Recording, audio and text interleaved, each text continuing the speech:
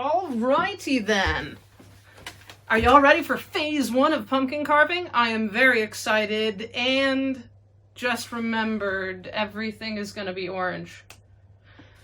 We're just gonna change really quick. Alright, doing much better now. Halloween apron, ready to go. So, phase 1 of pumpkin carving. We are going to do 2 vitally important steps. Step 1, choose your weapon. Step 2, choose your firstborn. I mean your pumpkin. You choose your pumpkin. Right, so when you are choosing your tools of the jack-o'-lantern trade, you've really got 2 options. Option 1, you go fancy. You go black leather with zippers, and it's great. And it's fantastic, right? It's color-coded. You've got all the key tools that are needed. A stabby bit, a scoopy bit, a pokey bit, and then the chisely bit, which I never quite understood, is kind of advanced. I'm not that advanced. I'm like middling at best. But at the end of the day, you're going to use this once a year, maybe twice. And honestly, these bits, a little bit weak once you're like elbow deep in a giant pumpkin. So I would recommend you go the home stuff from home, a little bit easier. So tool number 1 is your trusty spoon. This is very important. You want a big spoon. It doesn't need to be serrated. Don't get fancy. It doesn't need to be a spork, just a spoon, okay? Item number 2 is small knife. The small knife can be serrated or not. It's really your choice. I tend to go serrated, but that's just personal preference, really. And then finally, a large stabby knife. These are lots of fun. Don't give them to children, obviously. Ooh, and on the children front, tables and pumpkin carving is a really bad idea. They wobble, they jiggle, things fall on the floor. So if you have kids, I would recommend doing it on the floor, and I would recommend using a tarp or a lot of newspaper, right? So, next stage, way more fun than choosing your weapon of choice, is going to be choosing your firstborn. No, your pumpkin of choice. So remember, pumpkin is a vegetable, so classic vegetable checking measures should take place. Does it smell? No. Is it squishy? Yes. Bad. Does it smell? No. Is it squishy? No. It's perfect. Okay, but it's tiny, so this is not going to be a carving pumpkin. This is like a centerpiece. It's very pretty. It sits in the center of the table, but you don't carve it. Option 2, we're gonna go into like middling sized pumpkins, okay? These pumpkins there's nothing wrong with them. We like them, but they're quite small. They're gonna be difficult to get like a nice big base on when you carve it. So, for pumpkins, bigger is always better. So, I want you to dive into that bin and find the largest pumpkin possible in the stack of pumpkins, okay? For a pumpkin, in general, you're gonna have 2 sides. You're gonna have the, where is it? There it is. You're gonna have the, I grew on the field on this side, and then I have a round bit on this side. Very nice, very clean. The blemishes are not squishy. Key, no squishy blemishes. This pumpkin is an ideal pumpkin. Now, before you get biased towards round pumpkins, a tall, skinny pumpkin has excellent value as well, because instead of going a wide jack-o'-lantern, you can go a tall jack-o'-lantern. So, yeah, don't be biased. Go for either pumpkin, but always go bigger. All right, on to phase 2. All right, next, oh, come on. This is the moldy one. Ow! Who thought a pumpkin? Sorry. Go away. All right, anyway, so now we're at the fun part. We get to carve its guts out. Always a good time. So what I'm going to say is remember where the front of your pumpkin is, okay? This next step is vital in order to get this right. What we're going to do is we're going to carve the lid. Now, what this means is you're going to need to carve a circle around the stem, or lack thereof, of your pumpkin. About 1 inch, 2 inches or so. But the trick is this little wedgie bit here, which I'm going to call wedgie bit. It's basically a puzzle piece. When you're trying to put this lid back onto your pumpkin, it's going to be a pain. You're not going to know which way is up. This little lip is always going to show you the right way. Always make sure it's at the back half of your pumpkin. The other thing you really need to be aware of, if you've got a smaller pumpkin, you really need to adapt the size of this lid to how much surface area you're going to have to carve on. So just keep that in mind. I always like to do a nice thick Sharpie line, and then I cut just outside of the Sharpie line so that it doesn't show up later on, or you can eyeball it, doesn't really matter. And then you have the fun part, stabbing. Stabbing is fun. So when you go to carve this pumpkin lid, there is one key thing you really need to know. It's not straight down. You're going to want to carve this at an angle, probably about 45 degrees or so, and that's going to make sure that when you put the lid on, it's sitting on the outside of the pumpkin. Nice, tight seal, doesn't let the smoke out, doesn't let the light out, okay? So remember, no, yes, no, yes, no, no, no, no, yes.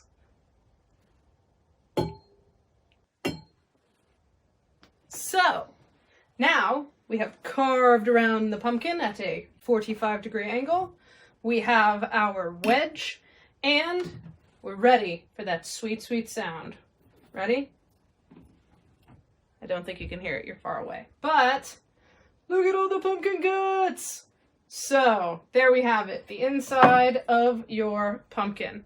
It's gross, it's slimy, it's loads of fun. Now comes the good part. So, what we're going to do now is we're going to trim off the top of your lid, and then we're going to do essentially the same thing inside the pumpkin, but I want to show you something first. So we're going to carve this bit off, and you're going to see here how you have a little bit of slimy, little like a seed here, a little slimy here. This is perfect, okay? This will rot slower than this slimy bit. So what we're going to do is we're going to get a less serious knife, and we're just going to kind of gently scrape it off. Okay. Go like that. We're going to go just a little bit. Okay. A little bit more. I'm just going to get the dark orange off. Mostly. It doesn't need to be perfect. And throw it in your nice goopy bowl. The next thing, though, is going to be the part where we see what goes wrong. So when you're inside this pumpkin, you're going to be doing essentially that inside.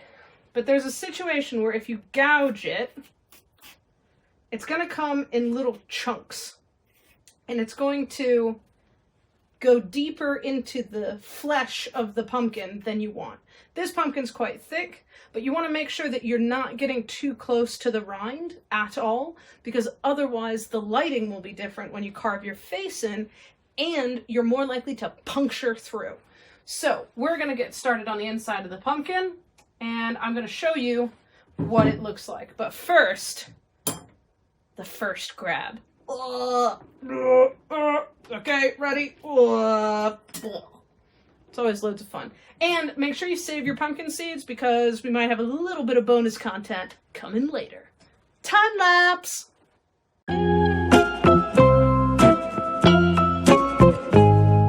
Okay, so I would call this round 1 done. I've gotten the seeds out, mostly. A couple of little guys in there. Come here. I'm going to eat you later. All right, so this is not good enough. This is round 1 worth of gutting a pumpkin. You've gotten the moist bits out and a few seeds, but now you've got to get it to this level. So, time lapse.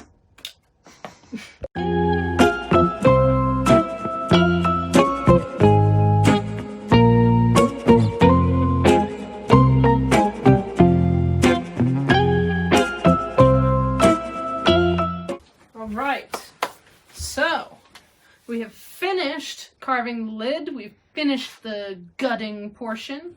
All right, let's make sure that everything is copacetic.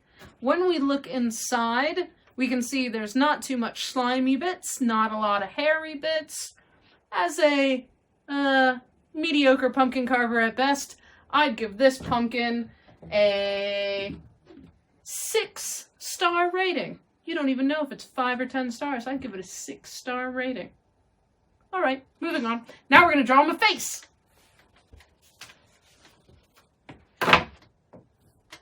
It's his eye, Ariel. Bet you didn't know who I was. So, we're at another fun part of pumpkin carving. However, it's also the bit where you start feeling a little bit nervous.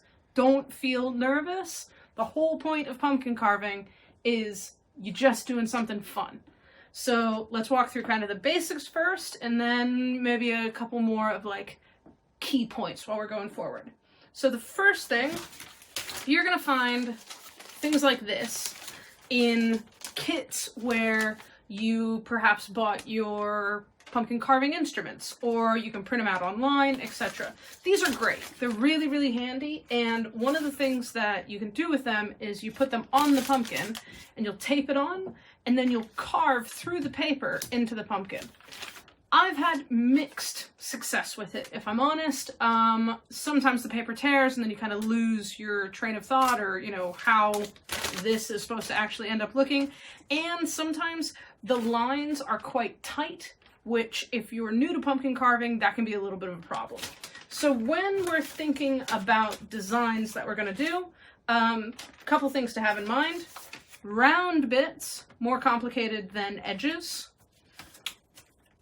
Noses take up space. So if you've got a short, squat pumpkin, kind of like this one, maybe you don't do a nose. Something to consider. This one, eyebrows. You see eyebrows on a design, you can kind of assume that you need a tall pumpkin in order to do that, just because otherwise you won't have the space. And then you've got things like this. This is advanced. I would not recommend this for your first pumpkin, let alone one of the amazing other haunted houses, shaved, multi-layer, multi-dimensional pumpkins. Keep it simple, keep it clean, easy peasy. So, what we're going to do now is we are going to use a water-soluble item to draw our design on our pumpkin. This pumpkin is what I would consider a squat pumpkin. If it's not tall, assume that you want to be using a design that is going to be wider than it is tall, pretty obviously. And I would look at this and I would go, I don't know if I'm going to do a nose or not. So I'm going to start kind of mocking things up, see what I think about the design, and then we're going to go into carving it. So, time lapse. Duh.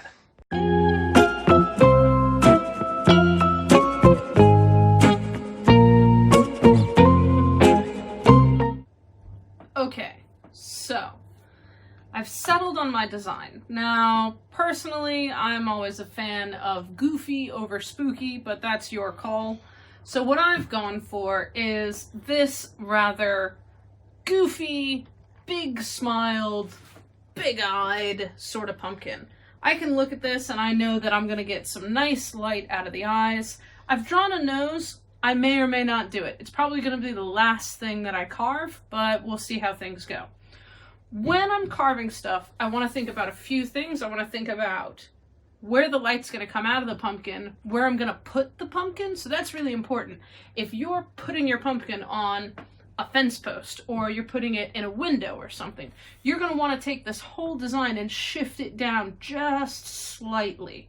Now, if you've got this at the base of your front door, maybe it's the opposite. Maybe you shift the design up just a little bit so that when the light comes out, it's in the direction of whoever's going to see it, which makes sense when you think about it.